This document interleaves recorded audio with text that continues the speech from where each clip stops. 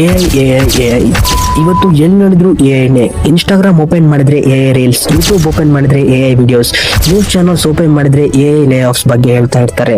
ಆದ್ರೆ ಎಲ್ಲರ ಮನಸ್ಸಲ್ಲಿ ಒಂದು ಸಿಂಪಲ್ ಡೌಟ್ ಇದ್ದೇ ಇರುತ್ತೆ, ಇಂಜಿನಿಯರಿಂಗ್ ಸ್ಟೂಡೆಂಟ್ಸ್ ಡೇಂಜರ್ ಅಲ್ಲಿ ಇದ್ದಾರಾ? ಎಐ ನಮ್ಮ ಜಾಬ್ಸ್ ತೆಗೆದುಕೊಂಡು ಹೋಗುತ್ತಾ? ಈ ವಿಡಿಯೋದಲ್ಲಿ ಭಯ ಕ್ರಿಯೇಟ್ ಮಾಡಲ್ಲ, ಓವರ್ ಮೋಟಿವೇಶನ್ ಕೊಡಲ್ಲ, ಜಸ್ಟ್ ರಿಯಾಲಿಟಿ ಮಾತಾಡೋಣ.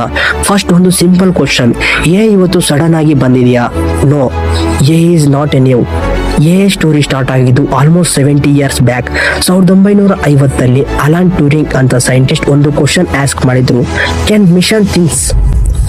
ಮಿಷನ್ ಥಿಂಗ್ಸ್ ಅಂತ ಒಂದು ಕ್ವಶನ್ ಇಂದ ಸ್ಟಾರ್ಟ್ ಆಯ್ತು ಎಐ ನ ಜರ್ನಿ.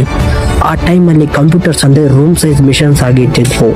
ಇಂಟರ್ನೆಟ್ ಇರಲಿಲ್ಲ, ಡಾಟಾ ಇರಲಿಲ್ಲ, ಪ್ರೊಸೆಸಿಂಗ್ ಸ್ಪೀಡ್ ಇರಲಿಲ್ಲ, ಸೊ ಎ ಐಡಿಯಾ ಇದ್ರೂ ಪವರ್ ಇರಲಿಲ್ಲ. 1956 ಜಾನ್ MC ಕ್ಯಾರ್ಥಿ ಅಂತ scientist first time artificial intelligence ಅಂತ ವರ್ಡ್ನ ಯೂಸ್ ಮಾಡಿದ್ರು. ಆರ್ಟಿಫಿಷಿಯಲ್ ಅಂದ್ರೆ ಮ್ಯಾನ್ ಮೇಡ್, ಇಂಟೆಲಿಜೆನ್ಸ್ ಅಂದ್ರೆ ಥಿಂಕಿಂಗ್ ಪವರ್.